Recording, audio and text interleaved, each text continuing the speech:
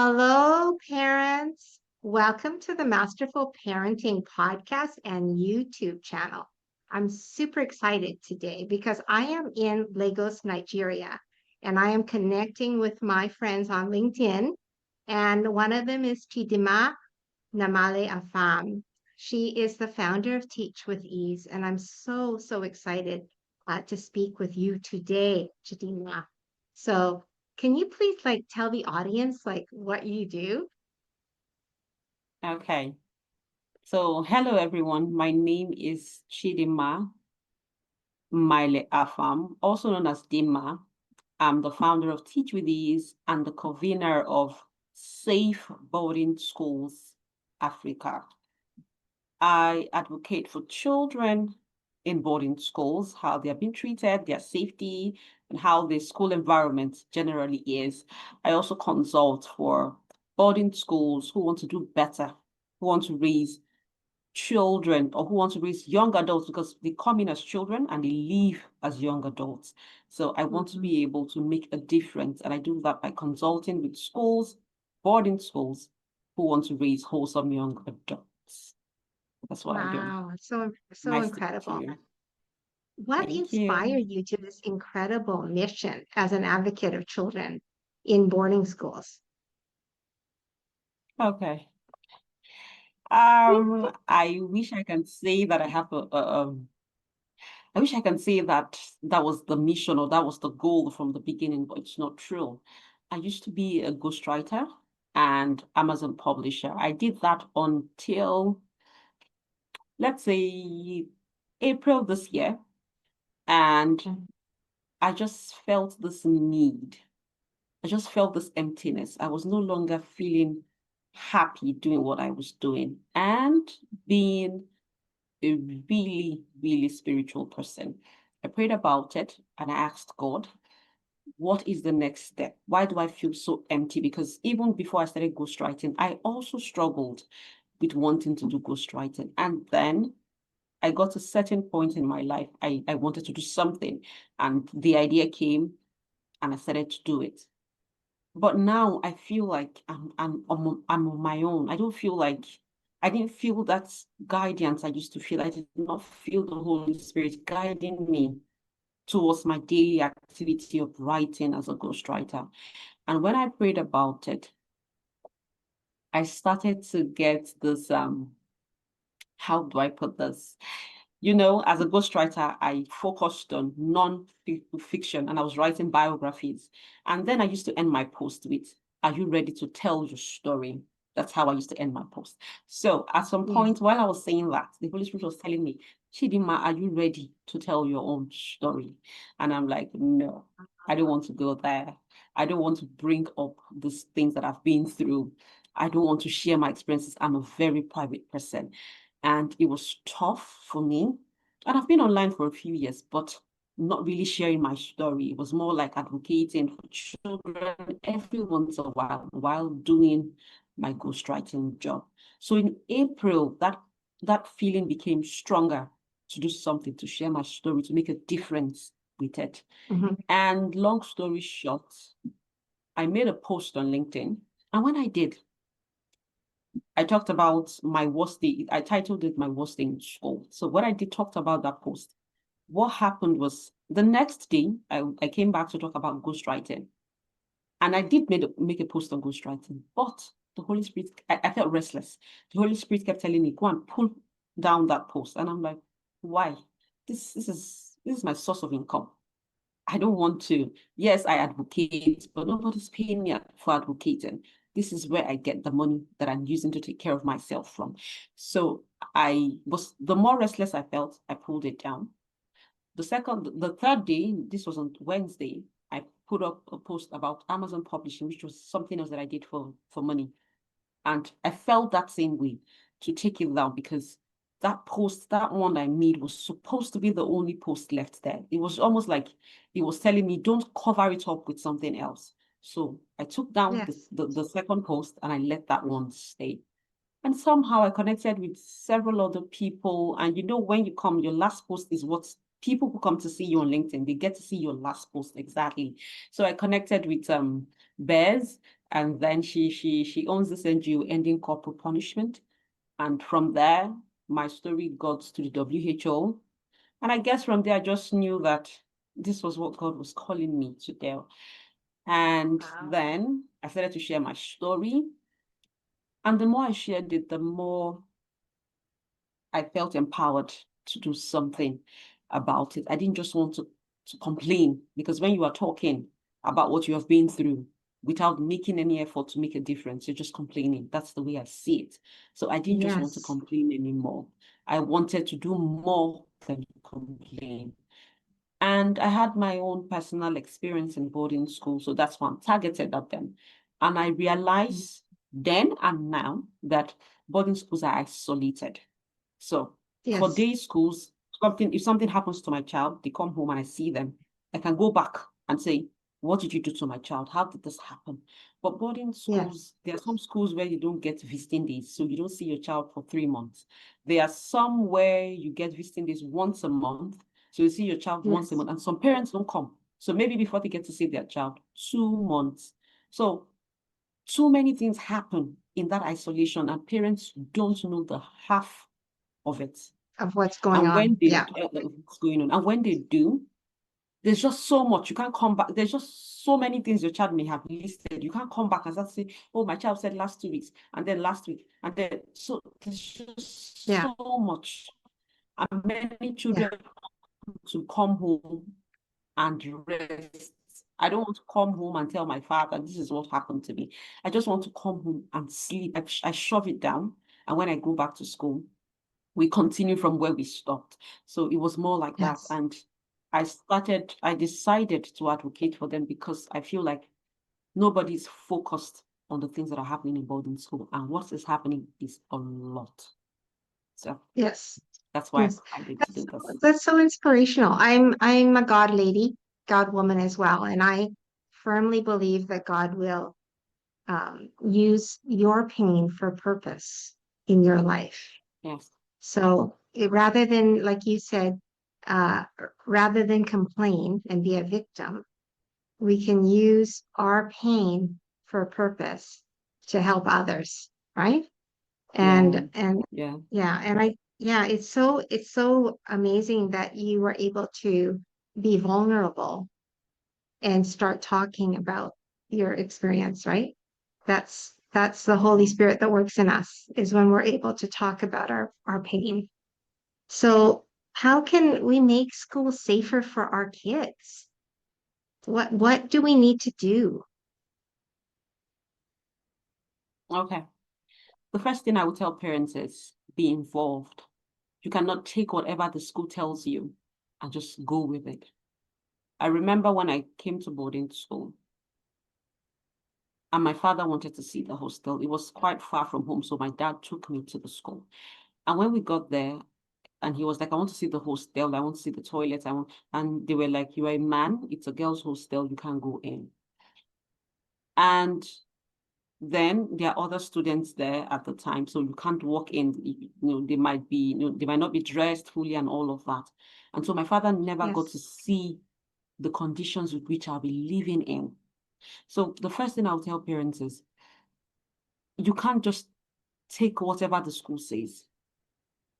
Once you drop your child at boarding school, that school becomes their home. Your home Yes. becomes a vacation center. They spend more time in school than at home. So Yes. if you were going to rent your child a house, you would definitely want to see what it looks like. And you will not pay until you have seen what it looks like. So the same thing should happen in boarding schools. If you want your child to feel safe, stay involved. Let the school know that you will hold them accountable if things are not going fine. If what they promised you is not what you are seeing or what your child is saying they are seeing, then do something about it. Get Mhm. involved. Let other parents know. Is there something that can be done? Sometimes the school wants to do something, they don't have the resources, and parents have the resources. You can step in if the school fits every other criteria that you have. But the first thing is you need to know the conditions your child is living in, the kind of people that they will be staying with, the adults in charge of them. It's Yes. not enough to teach. You need to realize that the emotional stability of the adults handling your children would affect the way your children would do things over the course of time. In my time in boarding school, I spent 7 years in boarding school. I was around adults who saw corporal punishment as the only way. So what it means is that they taught us. So even if I had come from a more liberal home where corporal punishment is not a thing, in that environment, I'm now being taught that violence can alter the behavior of another person. And if I can Yes. use it well, then I will get my way. I'm now being taught how to control people using the power that I have as a school prefect or as a senior student. I'm now being taught that I have to fend for myself. Before you know it, some other things start to come up. So the emotional stability of the adults in charge, the housemaster, housemistress, these people who will be in day-to-day contact with your children, you cannot afford to leave it to the discretion of the school. Now, the third thing I would say is PTA meetings are there for a reason. If there's some people call it PTF meetings, that's Parents Teachers Forum or Parents Teachers Association. So if you're going Yes. to have those meetings, show up. Come for school events. Be there on open days where you need to see your child's academic performance. Show up for school inter-house sports where you see if your child is performing. Show up for visiting days.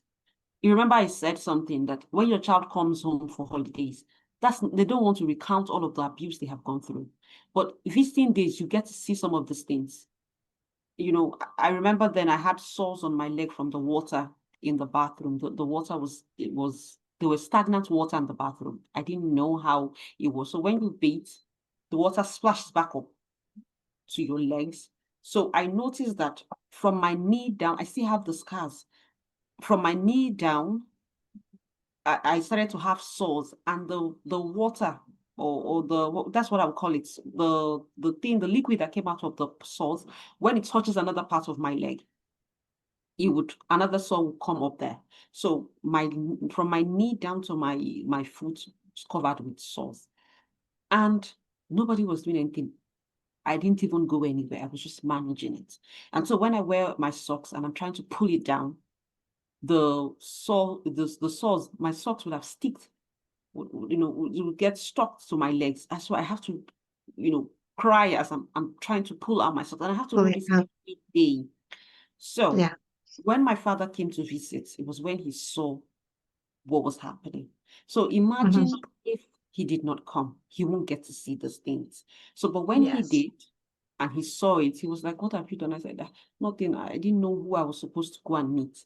And he said, okay, he was going to get me. So he told me to hold on. He went back outside the school because we can't leave the school premises. And then he bought me something to use for my legs. So, but if my father had not come, I may have managed Yes. it. I may have eventually spoken up, but what I'm trying to say is that he never would have known, maybe until I come back home and they're just scars. And then I start to explain. He will not understand the gravity because he did not see it when it was still fresh. You get where I'm coming from. So Yes. if your child is in boarding school, you should show up. Once a month is not too much for your child. Right. When you Yes. show up on those days, they have the time, the luxury to be able to open up. But if you wait for them to pack it up until 3 months, believe me, no child wants to come home recounting the abuse they have gone through, especially when they come from a home where corporal punishment is the thing. I don't want to come home and tell you I was flogged for not doing the right thing if that's what is already happening in the house. So I already accepted that that's what I'm supposed to get when I have done Yes. something wrong. So I won't come home to say it to you, no matter how badly I was flogged. But just maybe if you show Right. up on visiting days and you see a mark and then you ask, and I can say, okay, someone flogged me and this is the reason they did flog me. And, it makes it a whole lot easier. So you need to show up as a parent, and there has to Yes. be what we call anonymous reporting systems. But you once suggested that when I made a post on LinkedIn. But the way it works here is when a senior punishes you and you report, no matter how anonymous you were, they know that you were the one they punished. They don't Uh, punish a lot of people every single day.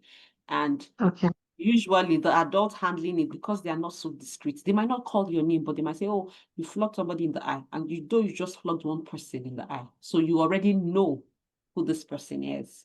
And what you would see Right. is that the moment a junior student reports a senior student, the retaliation is volatile. It can be violent. In fact, the entire class will gang up against you. The moment this person punished you and you got something, maybe a scar or something, and they punish this person, nobody's thinking about you. What they see is that you have made them punish my classmate. So we are going to make life unbearable for you. So you start to become the errand girl. Everybody is telling you to do things that one mistake will cost you. Sometimes they come as well as you're sleeping and someone comes, covers your head, push you down, and they start to beat you just because you reported something that someone had done to you. So the fear of retaliation is why a lot of people are enduring some of these things. I remember being flogged and I couldn't use my eye for a week. A senior student had flogged me for a cup of water that I didn't even take from her gallon. But she wanted me to say the truth. And I said, I'm not the one. I didn't take your water. And she said, okay, fine. She was flogging me. And I refused to cry because I felt like crying is an admission of guilt. Weakness. Yes, yes. Exactly. Not even weakness. In this case, I felt like I didn't do anything. If you see me cry, then you would say that I actually did it. Maybe you have finally gotten to me. So I refused to cry. And she was adamant that she was going to flog me. So we moved down from the water that she said I took to, I would flog you until you cry. And then she kept hitting me. And eventually she hit me on the eye. And I fell and I was screaming and she did not care. And instead, what she said was, I thought you said you will not cry. I thought you said you will not cry. And I was wailing. And when her classmates ran in and took the cane from her, saved me kind of, the first thing the person told me, the person who was kind enough to pull me away from her told me was, do not report her. So nobody is saying, what happened to your eye? Can you see? Can you use this eye? It's more like, don't report her because she will get into trouble. And I didn't because I was even kinder. And I was like, I will report. And I was lying on my bed. Yeah. The other person she flogged with me had gone out with scars or marks. It wasn't scars, marks. And then if Oh, you cut out. a few of our classmates, I was in junior secondary 2. So let's say 2 had told a few of our classmates that, this person flogged. Can you hear me, Anne? That this person Yeah, I had can hear you now. flogged us and they Yeah. saw Oh, you cut out again. marks. They saw her marks in the hostel. She flogged her as in the hostel. So the Reverend sister in charge of our school had told them, hostel, brought me out and took me. They came to the hostel, brought me out and took me to the convent or the school administrative block. And when we got to that place, the sister in charge said, oh, where is she? Go and call the senior student. She flogged her and then she was suspended for 3 weeks. When she came to the Wow. hostel that night, she was suspended for 3 weeks, but the suspension was not going to start that evening. Of course, it was the next day. So when she came to the hostel, she said, oh, she called myself and the girl and said, she's sorry. Do we forgive her? I said, I forgive you. Then she left.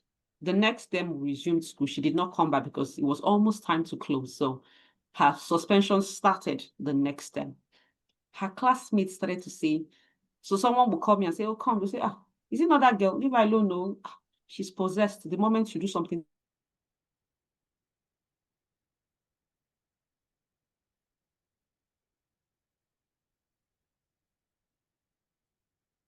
We're in to her, Nigeria. Our they will internet. suspend you. Yeah, yeah. Our internet's cutting out a little bit. Where did you get? What part did you stop hearing me? Yeah, I got your story about your classmate. Yeah. So Okay. so um So our kids don't feel safe telling Yes, they because don't. we're told not to tell, Not right? necessarily. I think this person was just being kind. The person who told me Okay. not to tell was not telling me out of she just said it. She was more like I think she could see the gravity of what had happened to my eye, and she was more like Yeah. if you report, she would get into trouble. She was just Okay. being kind.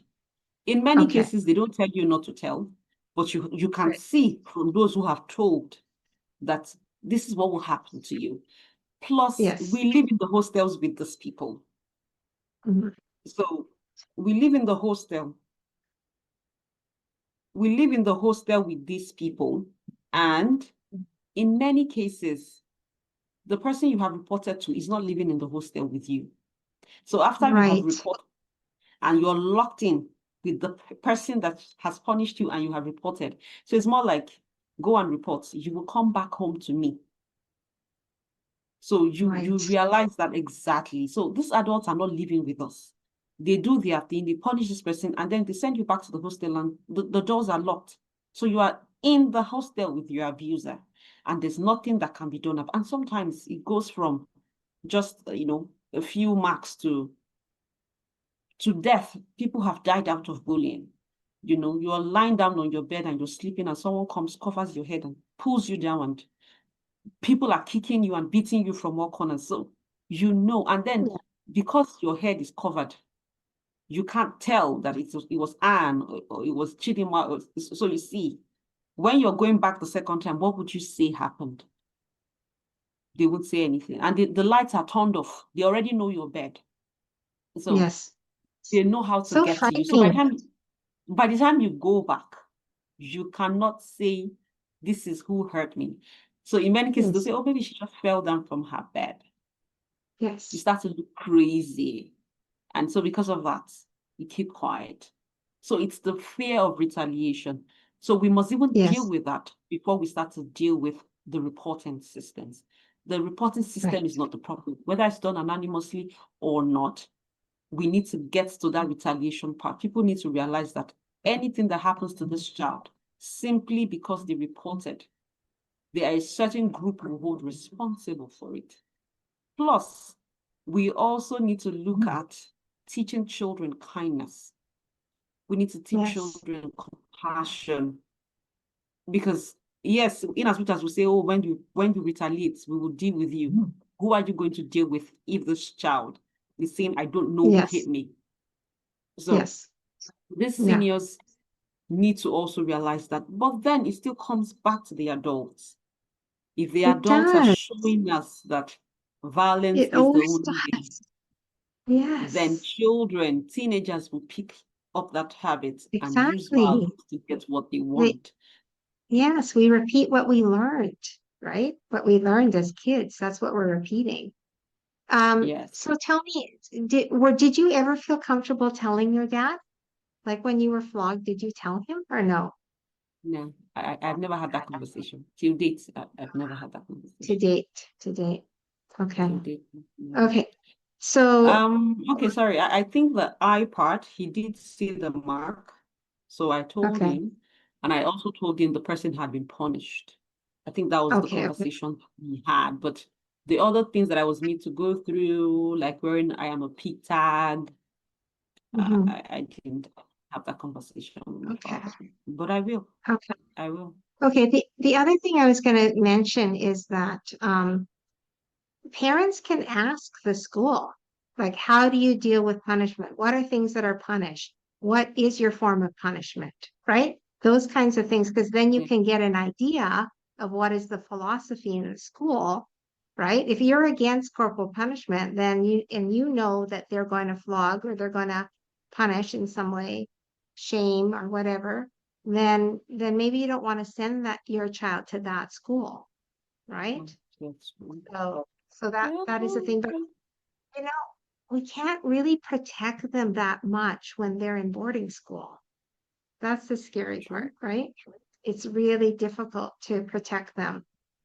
Okay, tell us about your Teach with Ease. What are you Okay. doing? Yeah, what's your work there? Okay. Before I say something about that, let me just quickly go back to the last thing that you said.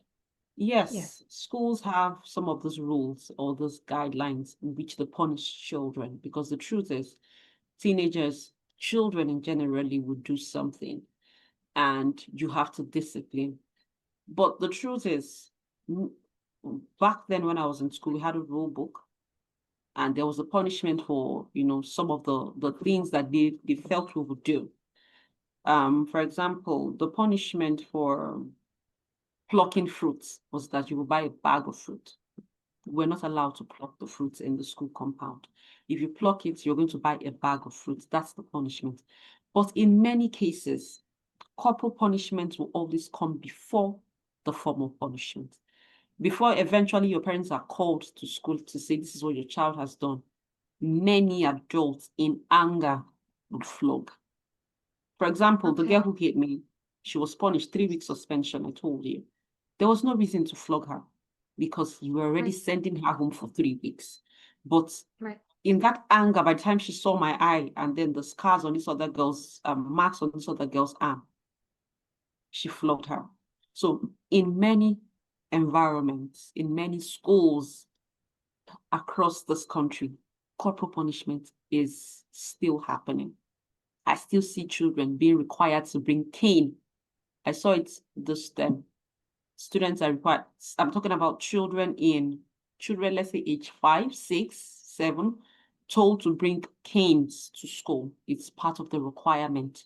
So if a parent will say, because of corporal punishment, I won't send my child to a particular school, I tell you, the circle becomes very small. There are very few schools who don't, and many parents cannot afford such schools. It's more of a class thing.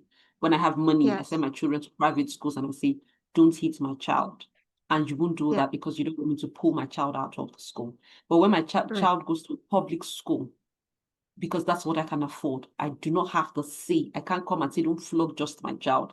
Many parents will fight you on that. They will tell you, oh, you want to spoil your own child. And many schools do not accept.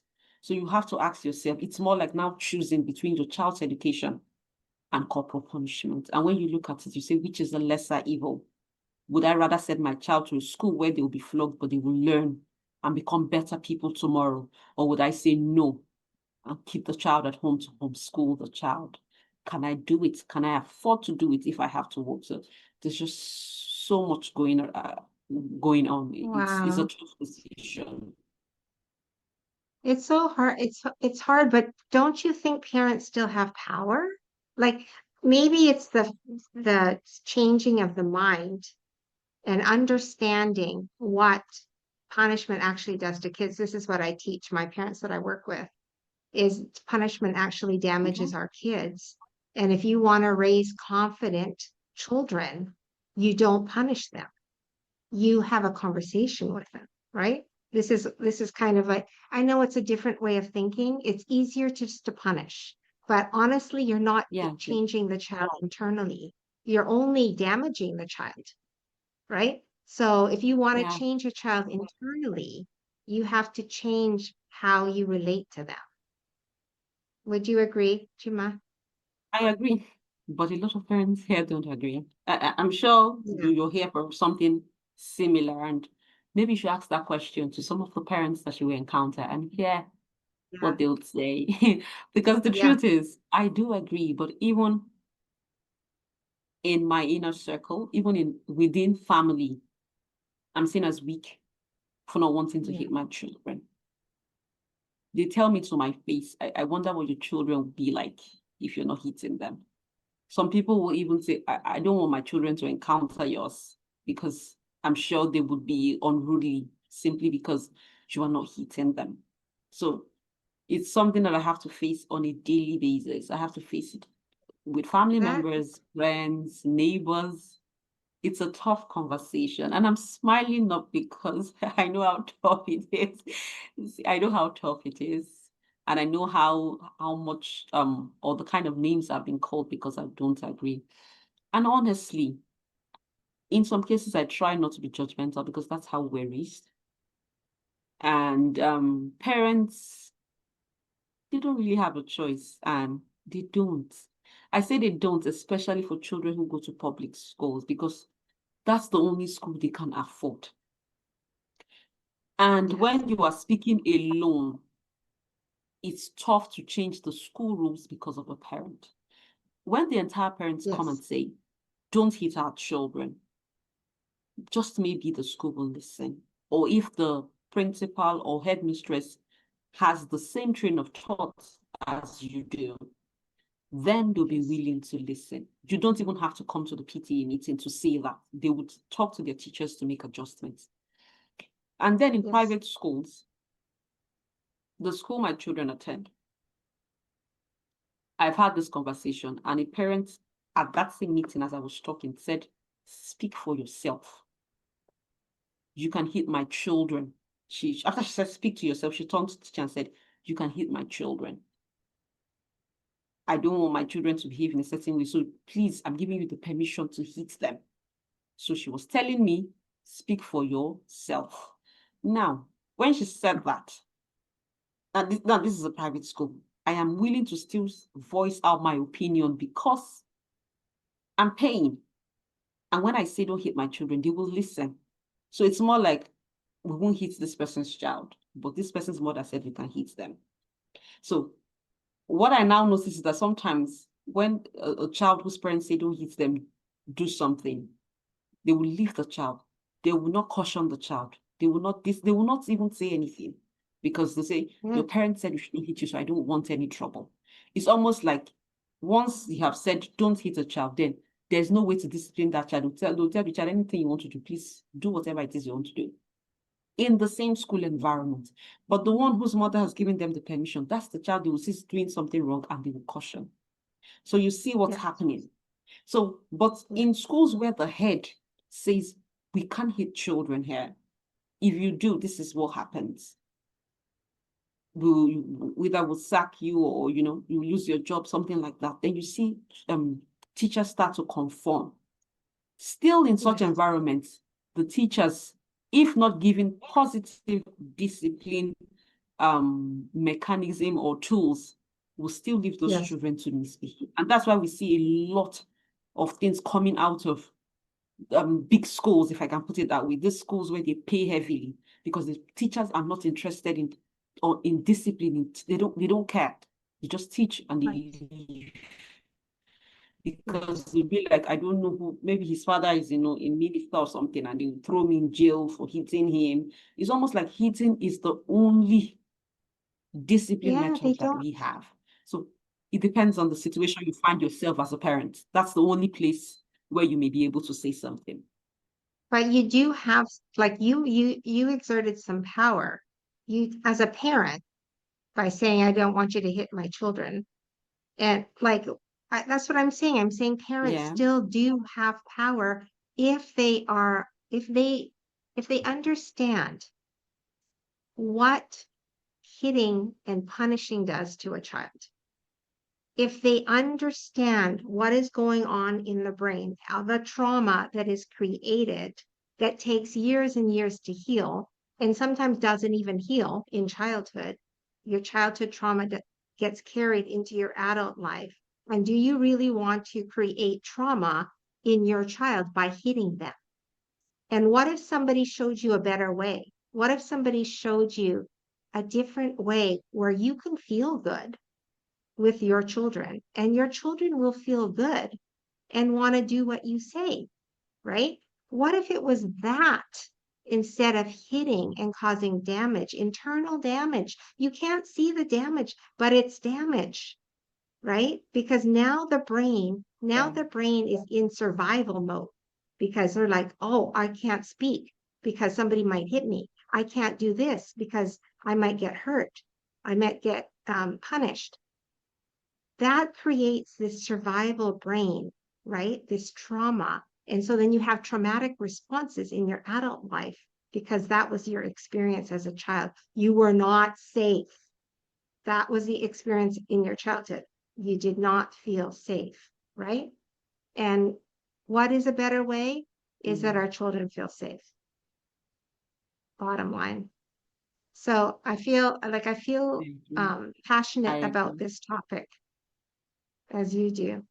And maybe this is God's way of Mm. bringing me here too, because it's really a global mission to Yes, protect our kids. It's really a global mission, and those of us who believe in this I mission agree. need to come together so that we can educate parents the Mm. damage that is caused through punishment, True. right? In our words, in our actions, the damage it causes internally to them, right? That's, I think, is so, so important. Huh, love your I work. agree. How do you parent differently? Do you parent differently? Knowing that what you know now? Yes. I- Okay. Okay. Do you So, talk more with children? I try my best. I didn't get that. Did you say I something? said, do you talk more with your kids if Yeah, an I issue do. comes up? I do. I was lucky enough to have a father who also did not believe that because this was, the norm, I should do it. My father did not hit us. He tried to talk to us. And I guess that's even the reason I can do what I'm doing now because I Yes. believe that it's possible. My mother was a different story, but she would Yes. always say it's because my father does not stay at home as much Yes. as she does with us. So she's the one Yes. who has to deal with the stress, the frustration, and all of the things we were pouring on her. So I forgive her for that.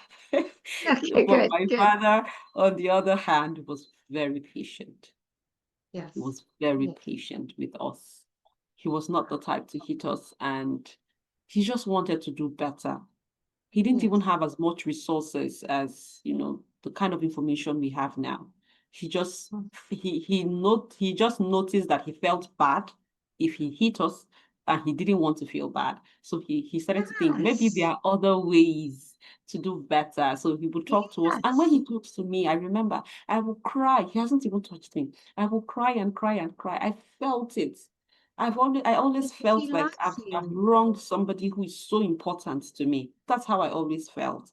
So I saw how my father raised us. And of course, when I started to have children, it's tough because sometimes they act in a way that shows that they are not being respectful to me. And someone will say, you see it, you said you don't want to be hitting your children. You see the way they're talking back at you, or see the way they're saying something. When we're growing up, you could not talk back at an adult, even if you were right. You couldn't say anything.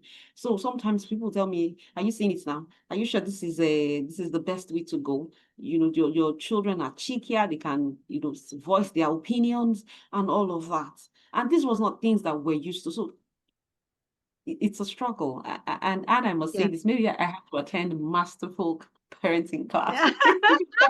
I'm I also would love it. I'm also struggling because Yes. I'm trying to do what I believe is right in my heart. I pray about on a daily basis. In fact, my children pray about it. They say, no shouting, no hitting, no. They say it every day Yes. in the house. They pray Yes. about it. And I would say amen because it's a Yeah. daily struggle for me. And Yes. but I must tell you, punishment or corporal punishment is it works, but it's short term. It Yeah. makes the child do what you want almost instantly, but it's Yeah. short term. But Yeah. when you talk to your children and they see a reason why they should do it, even when you are not there, and I think that it is the long term a lot of parents are not willing to do. We need to Right. realize that it's not what they do when you are there, it is what they do when you are not there. That's the most Exactly. important thing. And I like that my children are truthful with me. My son recently spoiled something really expensive of a neighbor's his car, and the man didn't see him because there were lots of other children playing, and he accused someone else who was closer to the car at the time it happened. And while that commotion was going on, that was when I came out. And I was looking, I was like, what's happening? And my son came to me and he said, I'm the one who did it. And it is times like that I'm grateful. I am not so much of a scary parent, because if I was the kind that hate my children, he will not come to me. Exactly. Especially Exactly. because they were already accusing someone else. He would have just Yes. shut his mouth and then that would be it. So Exactly. while Exactly. he cost us, I'm more grateful that he's honest. And I tell him, I want to raise an honest, kind, compassionate child. If you do something, please feel free to always come back home. It is better Yeah. to come back home and say, this is what Yeah. I have done, than to go out where Yes. you might not get the best of advice. So I'm parenting differently. I'm not there. I'm not where I want to be yet. But I must tell you, I am a no corporal punishment kind of mother, and I'm pushing Yes. every day. I don't have a lot of resources. I don't, but I have my will. I have God's direction. I ask the Holy Spirit on a daily basis, teach me to be a better parent. You Come are the on. one who put in my heart that violence is not a good thing. I can't be doing the work that I'm doing, and Mhm. right in my home, my children are experiencing a different kind of mother. So guide me, because these children are different. So what works for one might not work for another. And as I say this prayer and I make the Yes. effort, God has been faithful. So I'm parenting differently. And I hope that just like my father has passed on this baton, my children will do much, much better than I'm doing for them right now. Ah, I love that. I love that. Yeah. My just my advice is continue building relationship with your kids. That is the best safeguard against your child going the wrong way. Because Yeah. if your child feels loved and supported and cared about, your child is not going to steer the wrong way. Your child will not, because you've already met their emotional needs. It's when we don't meet their emotional needs that they go the wrong way, because they're not getting the love, they're not getting the support. So they're going to turn to other people that are not good for them, right? We Mm. have to be the ones that nurture that love, that nurture that support. We have to be the ones. I'm just going to say, like, I don't believe in punishment. I've never used punishment as a form of discipline with my children. I am a relational parent. I have good relation. I build relationship with them, and both of them are amazing. And through the teenage years, no problems. And they're responsible. They do their homework. They go to school. All of the things. Parents, I'm telling you, it works. It totally works. You do not have to hit them. That's what I'm saying. It Yeah. works. Then my kids are not going to be damaged. And then when they have children, they're going to pass out a different legacy of True. being healthy with their Yeah. kids, right? That's what True. your dad passed down to you. Then you're incorporating that in your parenting. And so then the trauma ends. It's not repeated, right? Ah, Yeah. so amazing, so amazing. All right. Where can parents find you or learn more or help support you in your mission? Okay. Oh, well, I'm on LinkedIn. I'm only on LinkedIn. I'm taking it Okay. one step at a time. So I'm on Okay. LinkedIn, use the name Chidinma Nmaele-Afam, and we are trying to make our boarding schools in Africa safe. I wanted to add again, then I remembered it was not safe in the first place. So we're trying to make it safe now for our children and for generations to come. And that's really what I'm doing. And then we're trying to end corporal punishment in schools. That's what Teach with Ease does. Teach with Ease is working on ending corporal punishment in schools, boarding, day schools, nursery, primary, whatever section. And then safe boarding schools in Africa is where we now channel our focus on boarding schools, and we say, okay, we want to make here a better place. If these children are going to live here, if they're going to come in as children and leave as adults, they must come out ready to face the world and be able to live in the world. Because I tell you, when you come out of boarding school, it's a different world out there, and it's not Yes. supposed to be that way. Yes. So I agree. Ah, I love your work. And thank you Thank so, you. so much for all of your wisdom and sharing your story with our Thank you so parents. much. Thank Thank you you. so much. And parents, take Chidinma's advice. Know the school, ask questions, go visit the school, go take part, be involved, be an advocate, and you can make changes as well. Each of us can make changes. We So can. we have power as parents. We do. So we need to use that power. Thank you Okay. so much. All right, we will say goodbye now. Thank you so much, parents, and we will Okay. see you next Take care. time. Bye-bye. Thank you, parents, for joining the show today. If this show blessed you, changed you, or helped you in any way, I would appreciate a Google review or a review on my podcast. And I would love you to subscribe to my YouTube channel, Masterful Parenting, so we can get the word out to more parents about relational parenting. Thank you so much, parents, and we will see you next time. Take Audio care, Jungle. everybody.